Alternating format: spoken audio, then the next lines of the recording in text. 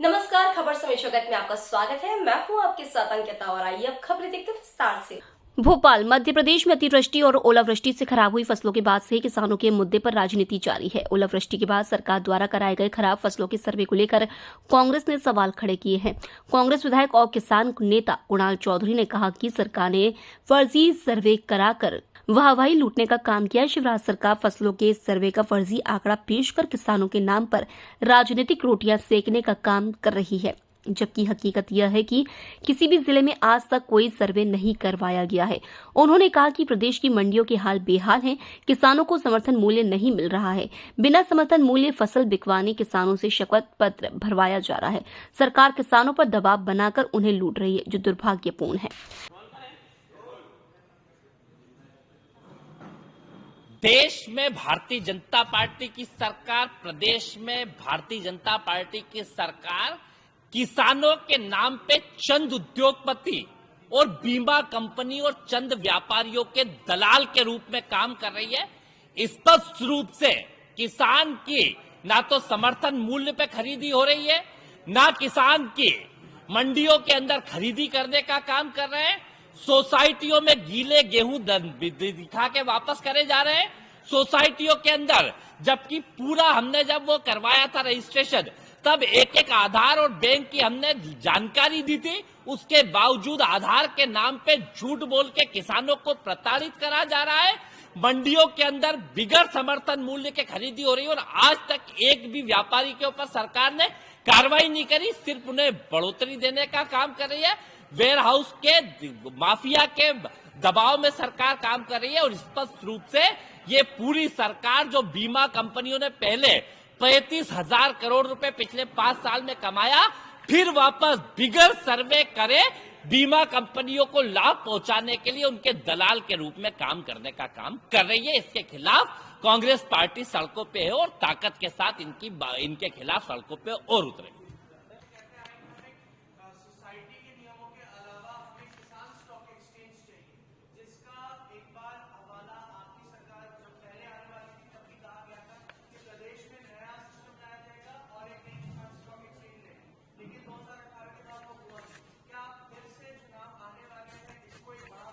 बिल्कुल स्पष्ट है, ये मध्य प्रदेश किसानों का प्रदेश है।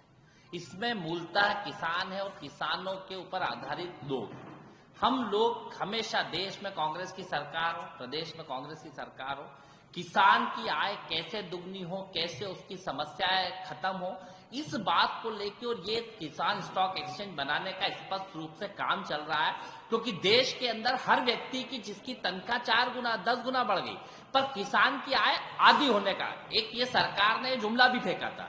2016 में कहा था, वो भी चाहो तो मैं वीडियो आपको दे सकता हूं, कि सरकार ने एक बयान दिया था कि 2023 के अंदर 22 के अंदर किसान की आय दुगनी कर देंगे और लागत आधी कर देंगे, पर लागत तो अभी 3 गुना हो गई है और कीमतें वहीं की वहीं डली हुई है। और जब सरकार से सदन के अंदर हम सवाल पूछते हैं कि भैया इसका क्या हुआ, तो सरकार झूठ बोलने का काम करती है। और एक बात और भी है कि अभी मैंने अरविंद भदौरिया जी का बयान सुना, उनने कहा कि हम किसानों की वो भरेंगे, क्या बोलते हैं, जो किसान डिफाल्टर हो गए उनकी राशि भरने का काम करेंगे। मैंने विधानसभा में सवाल लगाया था इसी सत्र में, मैंने पूछा था कि कौन से किसान डिफाल्टर हो गए, किस किस कारण से हुए, तो बोले जानकारी एकत्रित करी जा रही है।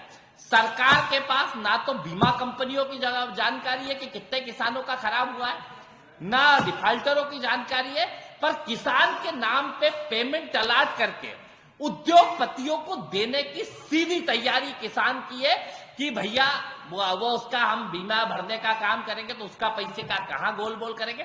सीधा श्वेत पत्र सरकार को जारी करना चाहिए कि जो कांग्रेस पार्टी ने 27 लाख किसानों का कर्जा माफ करा था, उसके बाद जो 7-8 लाख बचे हुए थे, उन किसानों का कर्जा माफ क्यों नहीं सरकार ने करा, और किस सरकार की गलत नीतियों के कारण जो पहले 27 लाख किसान डिफाल्टर हुए थे वो किसके कारण हुए थे, 15 साल की इनकी कुशासन की सरकार के कारण।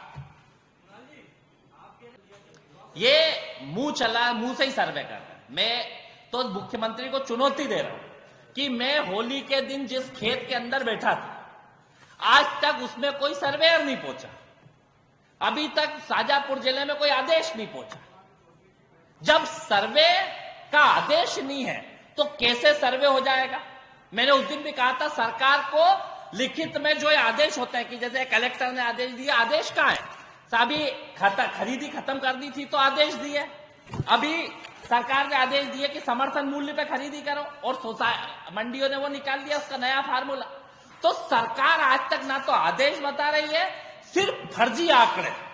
मतलब जिस तरीके से हिंदुस्तान मध्य प्रदेश की इकोनॉमी में फर्जी आंकड़े हैं ना, इन्होंने कहा है कि 1 लाख करोड़ रुपए थी 2007-8 में, अभी हो गई 13.5 लाख करोड़, मतलब 100% हर साल बढ़ी। इतनी तो चाइना अमेरिका की नहीं बढ़ी। जब इनका वो पढ़ो बजट, तो जितनी इंडस्ट्रियल ग्रोथ मध्य प्रदेश की बताते हैं इतनी तो चाइना और अमेरिका की नहीं है। मतलब पंजाब की 5.5 लाख करोड़ की इकोनॉमी और मध्य प्रदेश की 13.5 लाख करोड़ की बताते हैं। ये फर्जी आंकड़ों की सरकार है, दलालों की सरकार। मुख्यमंत्री को कि आ जाए कि एक आदेश दिखा दे शाजापुर जिले का, एक आदेश दिखा दे मेरे विधानसभा का, एक आदेश दिखा दे मध्य प्रदेश का कि आपने यहाँ पे सर्वे के आदेश जारी करे। ये सर्वे हुए, अरे पूरे प्रदेश में, कल तो भोपाल में भी ओले पड़ गए भाई साहब, यहाँ पे भोपाल में ओले पड़े, पानी गिरा, आज तक इनकी तरफ से कोई बयान जारी नहीं हुआ। आज फिर फसलें खराब हुई। सरकार को होली के बाद से आज तक आंकड़े नहीं दे पाई कि इसी जिले के अंदर इतने किसानों की फसलें खराब हुई।